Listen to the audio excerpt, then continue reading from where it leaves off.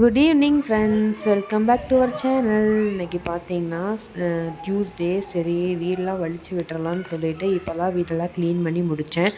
பாருங்கள், இந்த மாதிரி வீடு க்ளீனாக இருந்தாவே உண்மையால் ரொம்ப ஹாப்பியாக இருக்குது ஃப்ரெண்ட்ஸு. இது பார்த்தீங்கன்னா இந்த ஸ்டாண்ட் வந்து நான் மீஷோவில் ஆர்டர் பண்ணி வாங்கியிருந்தேன். உண்மையாலுமே இது எனக்கு ரொம்ப பிடிச்சிருக்கு. இந்த ஸ்டாண்டு நீட்டாகவும் இருக்குது.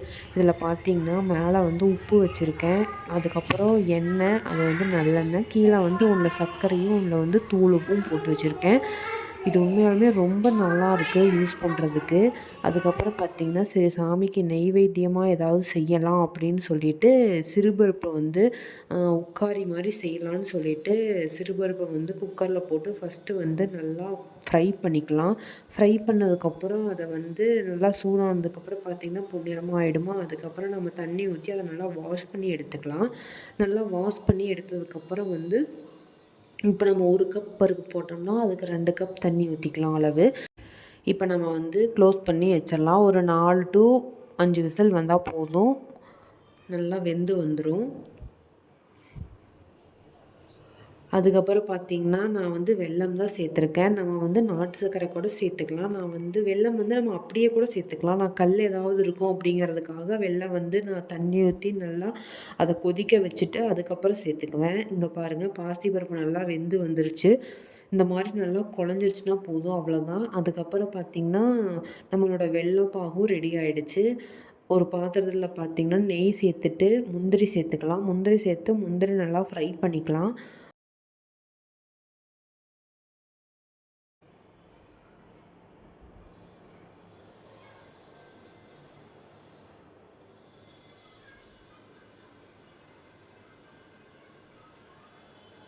முந்திரி நல்லா ஃப்ரை ஆனதுக்கப்புறம் அதை எடுத்துட்டு கொஞ்சமாக வெள்ளை ரவை வந்து 1/2 கப்பு. இப்போ நம்ம 1 கப் பாசிப்பயிறு எடுத்தோம்னா அதில் 1/2 கப் வந்து வெள்ளை ரவையும் 1/2 கப் வந்து தேங்காயும் சேர்த்துக்கலாம். அதிகமான குவான்டிட்டி எடுத்து அதுக்கு தகுந்த மாதிரி நம்ம மாற்றிக்கலாம். இது எல்லாத்தையும் வந்து நம்ம நெய்யில் போட்டு நல்லா ஃப்ரை பண்ணிக்கலாம். ஒரு 5 மினிட்ஸ் ஃப்ரை பண்ணோம்னா போதும்.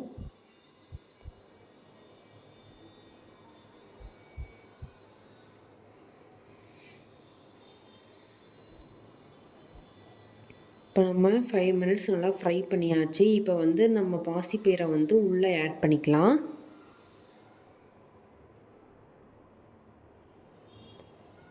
அந்த தண்ணியோடு அப்படியே ஆட் பண்ணிக்கங்க. கொஞ்சம் கொல கொலன்னு இருக்கிற மாதிரி தான் இருக்கும். பட் ஆனால் கொஞ்சம் நேரம் தண்ணி இதாகும் போது அப்படியே நம்மளுக்கு ட்ரை ஆகிடும். அடுப்பில் வச்சுருக்கிறப்ப பாருங்கள், அப்படியே கொஞ்சம் கொஞ்சமாக ட்ரை ஆகுது. இப்போ பார்த்திங்கன்னா நம்ம வந்து அது கூட வந்து வெள்ளைப்பாக்கும் இந்த மாதிரி வடிகட்டி சேர்த்திக்கலாம். நம்ம வந்து வெல்லத்தை அப்படியே இடித்து கூட இந்த டைமில் வந்து அப்படியே போட்டுக்கலாம். இல்லைன்னா நாட்டு சர்க்கரை வேணும்னா அது கூட ஆட் பண்ணிக்கலாம். நாட்டு சர்க்கரை வந்து கொஞ்சம் டேஸ்ட் கம்மியாக இருக்கும், வெல்லம் போட்டோம்னா டேஸ்ட்டு சூப்பராக இருக்கும்.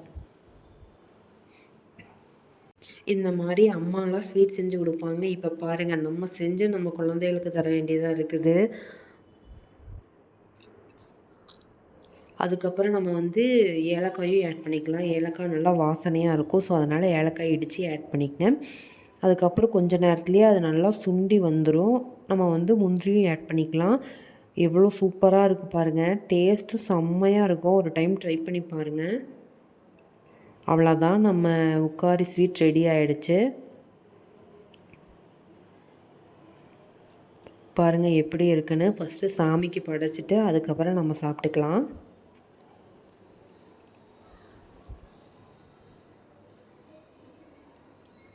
ஸோ ஃபைனலி பூஜையும் பண்ணியாச்சு. இங்கே பாருங்கள், மல்லிகைப்பூ வந்து நேரத்தான் ஒரு அண்ணா வந்து கொண்டு வந்திருந்தாங்க. இங்கே வந்து ரோஸ் பூவும் செவ்வந்தியும் தான் அதிகமாக கிடைக்கிது. நம்ம ஊர் மல்லி இங்கே அதிகமாக கிடைக்கிறதே இல்லை.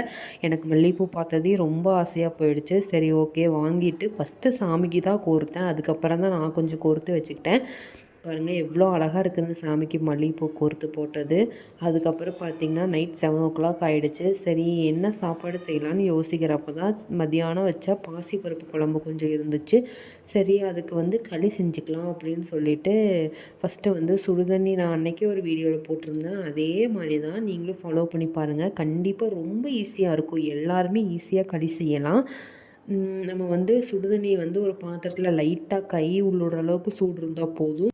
அதில் 1 கப் ராகி மாவு போட்டுட்டு நல்லா கட்டி இல்லாமல் கரைச்சி விட்டுருங்க. அதுக்கப்புறம் அடுப்பில் வச்சு நல்லா கிளறிட்டே இருந்திங்கன்னா இந்த மாதிரி கட்டி பதத்துக்கு வந்துடும். அதுக்கப்புறம் நம்ம குக்கரில் சுடுதண்ணி ஊற்றி வச்சு அதில் வச்சு நல்லா ஒரு 4 விசில் விட்டோம்னா சூப்பராக நம்ம களி வந்து ரெடி ஆகிடும். மத்தியானம் வச்ச பாசிப்பருப்பு குழம்பும் இருக்குது. களிக்கும் பாசிப்பருப்பு குழம்புக்கும் சூப்பராக இருக்கும். இங்கே பாருங்கள், நம்ம களியும் சூப்பராக ரெடி ஆயிடுச்சு. அவ்வளோதான், வாங்க சாப்பிட்லாம். இந்த வீடியோ பிடிச்சிச்சுன்னா லைக் பண்ணுங்கள். பாய்.